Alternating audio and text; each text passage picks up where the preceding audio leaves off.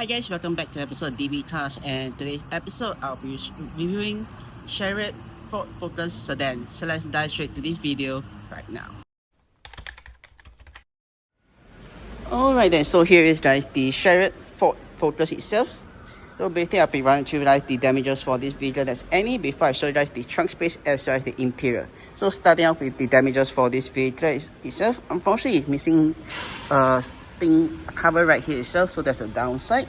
But overall on the passenger side there's no obvious damage which I can observe other than the big ass Shariot logo itself, which is pasted to now most of their fleet, so there's no escaping that this is a Shariot vehicle itself. So yeah, moving along, you got this unfortunate damage right here on this side.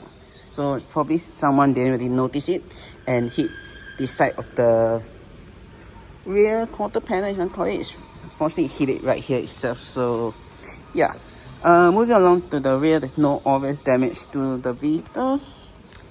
Moving to the driver's side, no obvious damage either. And if you're wondering where the fuel door is, it's on the right hand side behind the driver itself, same as the Skoda Kamiq, which I've already reviewed over there itself. So yeah, to access it, just pull on it and you're able to access the fuel door itself.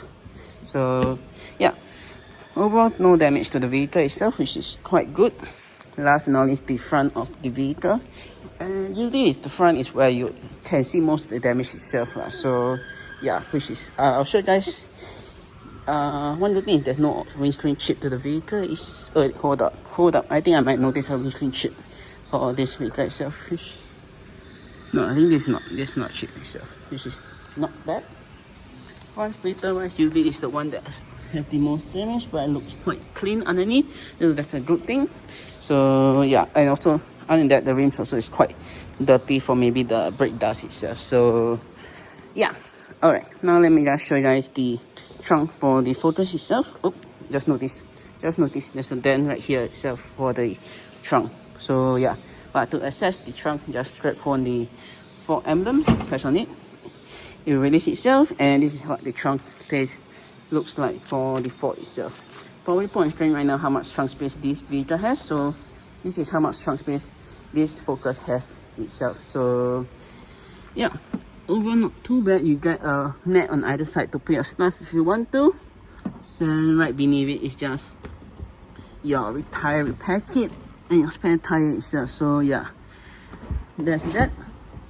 And let's say you want even more space, you could actually fold down the rear seat by doing this button right here. Just press on this button, seat will drop down. Same goes for the other side, it will drop down and you can actually load stuff through the rear itself. So yeah, once done, you can just fold it back up, but ensure the seat belt is around it first before doing that. And with that, you're back to your own configuration of 5-door sedan itself. So yeah, to close the trunk, very simple. You can just grab hold on this and just close it itself. If not, you can just grab any part of the car and just close it itself. And looks like this is some titanium eco boosting, I don't know.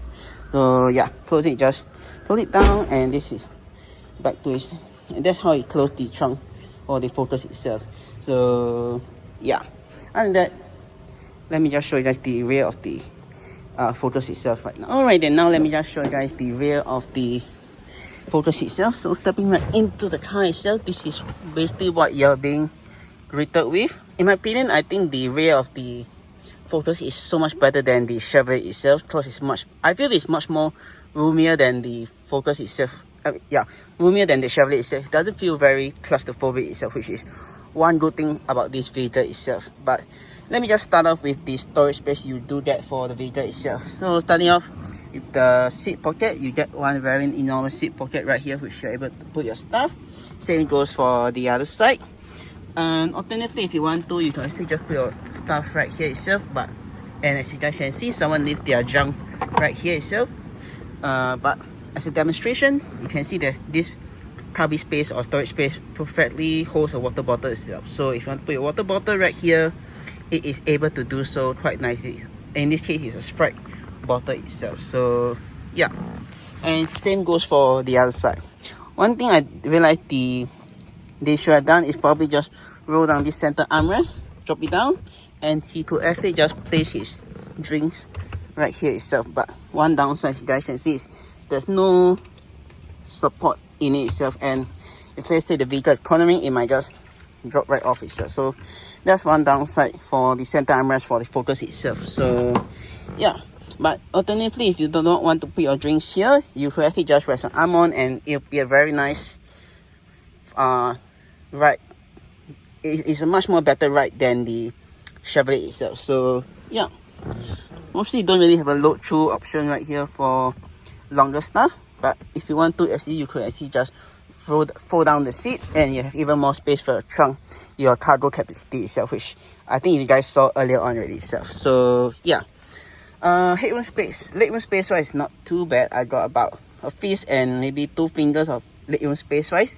This being adjusted to my position, so good amount of this storage space, legroom space for me itself. And the same, almost the same for the headroom space wise for the vehicle itself. I got about a fist of headroom space wise, which is not too bad. And I think if I was to, yeah, this is me sitting all the way up, and I got about just nice about fist of headroom space wise left in the vehicle itself. So overall, not a bad car in my opinion, if you ask me itself. So yeah, if you're wondering whether there's anchoring point for the ISOFIX, there is, but unlike the Skoda itself, you have to dig through to find the anchoring point, which is right here on the far left and far right side of the vehicle itself. So yeah. Oh yeah, and I just noticed there's this small tubby space right at the bottom itself. Can't really put much, but you can put some small miscellaneous rubbish in it if you want to itself. So yeah. Alright, last but not least, you got the center lighting right here, which is currently on right now because the doors is open. But if the door is closed, you can actually just turn on individually by pressing the button right here on the left or on the right hand side itself. So yeah. Also, you got grab handles on all 4 sides of the vehicle itself. So if the vehicle is cornering, you're able to grab hold to the grab handle. This also comes with a cold hook, which same as the Skoda. You can't really put it this direction. You have to put it this direction so that it holds the hanger or whatever thing you want to hang right here perfectly itself. So yeah. Alright, now let's move on to the center seating position for the vehicle itself. So moving to the center of the vehicle itself, one thing you notice is you're definitely sitting in the center. There's no denying that. But I think, in my opinion, this is how I feel like to sit in the center itself. One thing is I feel you're still at the same seat height or seat, I don't know how I call it, but still the same as the other passenger sitting on the left and on the right hand side. So, but headroom space wise, about a fist of headroom space wise left in the rear, which is the same for the passenger on the left or right hand side itself.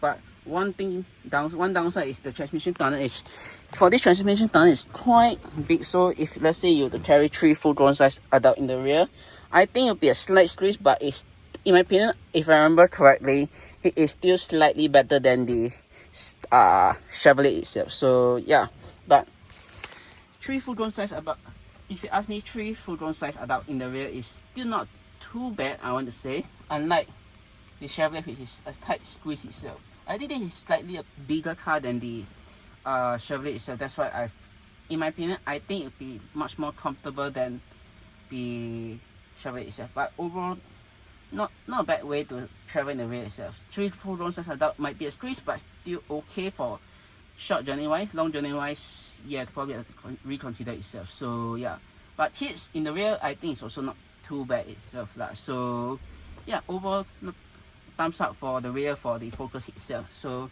let's jump to the front of the car right now itself, which is right here, and this is how the dashboard looks like for the Focus itself. So let's jump to the front of the car right now. Alright then, so here is guys the interior for the Ford Focus itself. So basically it's quite a simple interior itself. Basically just let me just start off with the let me see if I go on the light. Okay, never mind. Let me just show out the storage space you do get for the vehicle itself. So first up, you got one storage space right here, which is quite decent. I bet you can, if I have my small bag here, I could technically be able to put my entire bag in it alongside, I think just my small bag will be able to put inside here quite comfortably itself. So yeah, Moving along, you got this very weird narrow cubby space right here, which I think if you want to, you could actually just put your phone or your wallet in it itself. So yeah, moving along, you got your cup holders right here. If I guess, yeah, this you could actually just slide it to somewhere, to wherever your desired location, and you're able to, not too much better, to put your drinks in it quite well itself. So that's one thing I don't see in most cars so far I reviewed itself. So yeah, and I think if you press, press it to adjust the amount of space you want it for your space. If not, you can actually just hide it this way, then you have more space right here itself. So yeah, and that you, oh, that's nice. If not, you want more space, you just slide this further back and you got even more space right here itself. So yeah, all right, moving along to another storage space right here with a type A port as well as a SD card slot, as well as a 12-volt socket outlet right there if you want to charge your devices itself. So yeah, quite cool. If not, you could actually last knowledge just put some stuff right here if you want to itself. So yeah, and that's basically it for the storage space for the Ford Focus. Now let's move on to the next part, which is the center console itself. So center console itself, you got your gear selector right here with the respective gear, and further down is your sports mode itself, which this vehicle comes with it itself. Right beside is your auto stop start button, which you can press it to disable it or press again to enable it itself. So yeah, and you got another, I think this is a 12-volt socket outlet right here if you want to charge your devices. Let's say it's mounted to your phone mount itself. So yeah, you also got another type A port right there, which is quite handy if let's say you do not want to use the 12-volt socket outlet. Moving on top, you got your AC control. So basically this is how the AC control looks like on the Ford Focus. You got your temperature control gauge on either side for the front passenger as well as the driver. Then you also got your auto climate control right here. If let's say you do not want to adjust it manually, you can let the car do it automatically for you. And for the other side, to turn on and turn off the AC itself. So yeah, right, but behind here you got the respective control for your wind speed control, your front and rear defroster right here. This to max out the AC itself. On hot days, let's say you enter the car and the cabin is very hot, you actually can just press this shortcut button and the AC will be blowing at full blast at low temperature itself. So yeah, quite cool. And you got your fan speed controls on either side of the infotainment itself. So yeah, all right, let's move on to the further on top. You got your shortcut keys for all your infotainment right here, which I'll show you guys later on. You got your headlight button right here and your volume knob right here to adjust the volume for the infotainment, as well as in the center to turn on and turn on the infotainment itself. So yeah, that's about it. Right on top, here's your CD thing. If you got CDs or DVDs, you can just insert it in, and that's probably it itself. Further right at the top is your slats to open and close the AC vents, which is interesting, and that's about it itself. So yeah, oh yeah, and you got a handbrake right here, which I forgot to mention earlier on itself. Alright, let's move on to the next part, which is the steering wheel. So steering wheel is quite simple to use if you know how to use it. So basically this controls, if I'm not wrong, the screen right here, which I'll show you guys later on. You got your shortcut keys right here for the infotainment, and your cruise control button all right here itself, which to enable is very simple. Just press this, then you can just set the speed, then you can just cancel if you do not want to use cruise control, or you do not want to use cruise control, you can use a speed limiter, which is an alternative to cruise control, and just press limit and set the speed by the same control button right here itself. So yeah, and that's basically that. Moving along, you got your indicators right here, which is quite cool. Your high beams right here itself, and your flash your high beam, just pull this itself, just pull back and you flash the high beams. On the other side is your control switch for your front wipers itself, so you can adjust the wipers by just doing this all the way up, all the way down to increase the frequency of the front wipers itself, and you can adjust the frequency of the wipers duration right here by this knob itself. To watch the front windscreen wiper, just need to pull back and you watch the front windscreen itself. So yeah, and that's basically that for the vehicle itself. This to turn on the vehicle is right here, the start button, which is quite small. It's quite small itself, but it's quite still visible, but you have to find it. It's usually for start button. I notice usually always on the left hand side, or like the scroll down, which I'm reviewing right now, which is right over there, is on the side of the steering column itself. So yeah, all right. Last but not least, you got your headlight controls right here, as well as your fog light controls right here, and your display brightness right here itself. So yeah, and right beneath it is another secret compartment if you want to put your stuff in it itself. Alright, last but not least, you got your doors controls right here to adjust to wind down all 4 mirrors. This prevent people from rolling on the windows, and this is to adjust the mirrors on either side of it itself. So at the moment it's now set to the left hand side, so you can adjust the left mirror and adjust this knob right here itself. The other side, just flip it the other way and you adjust the right. In the center is to not adjust the mirrors on the left and right hand side itself. So yeah, you can fold in the mirrors and just press on this button at the further top and you fold the mirrors in. Press it again to unfold the mirrors. Right at the top, lastly, you just got your unlock function for the 4 doors and your door release handle to get out the car itself. It's a nice touch to add this red illuminate light right here itself, and also it can also be seen at the the accelerator and brake pedal area, as well as the footwell for the front passenger itself.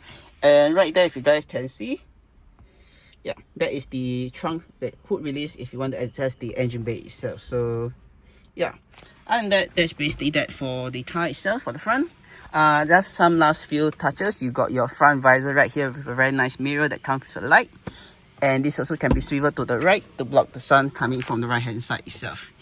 And the same for the passenger, which can be used to adjust the left hand side itself, which this will come with the light. So twice nice touch. Right here is your storage for your sunglasses. If you got any, you can put it right here. And this right here is for the front light, if I'm not wrong, which is right here itself. Then you also can adjust the brightness, if I'm not wrong, as well as the color right here itself. Weirdly enough, the center lighting is right here itself. So if when the doors are open, the light will turn on. If let's say you do not want the light, you can just turn off. So yeah, you can just turn off like that. If you want it to be turned on either side, you just press on this and turn on the left and on the right itself. So basically that will shine it on the left or right hand side light. So yeah, and you want just the front to be turned on, you just press that, and the back will also turn on itself. So basically that's that. So let me just turn on the car and show you guys now the screen right here itself. So foot on the brake and just start the car, and the car will turn up. I'll just give it a few moments to prompt up, and let me just turn on the AC just by doing that, and you can just see right here. So basically right here, these are the controls for the screen itself. So let me just show you guys this right now. So to adjust whatever that's, just press on this button, then you're able to scroll down. Just scroll down, see that, or that, and you just press the left button, and there's more function right here itself. So just press OK, and the settings. Basically, there's a lot of things you can figure out with this the vehicle itself. So yeah, and to reset it, just press OK, and you can reset the trip odometer itself. So basically that's that itself. So that's that. For the infotainment, it's quite simple itself. You just got to adjust it, just go to display, or this to turn off the display, press it again to turn on, and I think it's touchscreen if I'm not wrong. Okay, it's not touchscreen. You can just flip soft and just go through the various functions for the vehicle itself. Personally, I think if you ask me comparing this and the what's that, the Chevrolet, I think the Ford, okay, I have to save my opinion to the last, but I will share you guys that later on. If you ask me which is better, Chevrolet or Ford, I will give you guys my opinion later on in the video, at the end of this video itself. So yeah, oh yeah, and to engage gear is foot on the brake, and just press on this, and you just go all the way down, and you can select the respective gear itself. So yeah, okay, it is touchscreen, so basically you can just touch on that and do everything you want to do itself. So yeah, that's basically that itself. So yeah. Okay. Okay. If you ask me in my honest opinion, which is better, in my opinion, first expression wise of the gauge itself, comparing this to the Chevrolet itself, I would say the Ford has a better instrument gauge. I mean, has a better layout overall in my opinion itself compared to the Chevrolet, which unfortunately the center screen, if you see my track car review for the Chevrolet itself, the screen is not really that responsive, unlike the Ford itself, which is one good thing this Focus has itself. Rear space wise, I think it's okay, not too bad, and also rear visibility wise is also slightly better than the Chevrolet itself, as you get this window right here which help with blind spot itself, unlike the Chevrolet, which is slightly harder to see when you are trying to filter lane itself. But I think overall wise, the visibility wise for the vehicle is slightly better than the Chevrolet lah. So alright then, before I end off this video itself, let me just show you guys how to adjust the steering wheel as well as the seat for the Focus itself. So to adjust the steering wheel, there's this lever right in the center of the steering column at the bottom. Just pull that and you're able to adjust it. And as you guys can see, the steering wheel pop up and you pop up to its regular position. Once you set the position you want, and just lock it in right here and lock at its position. For the seat, there's this lever right at the bottom right here, and just press on that to slide forward or back depending on your preference. The height of the seat is right here by this lever, but apparently the plastic thingy is already gone, so you got to try your best to increase the height or lower the height of the seat itself. Same goes for the seat adjust. The angle is right here by this knot right here, so you can adjust accordingly to your preference, and once done you just leave it itself. So yeah, I think that's that for the video itself. If you guys enjoy the video itself, do click on the subscribe button down right below to see more videos like this. Okay, subscribe and please see my 2 other videos, and with that I'll see you guys in the next video. Peace.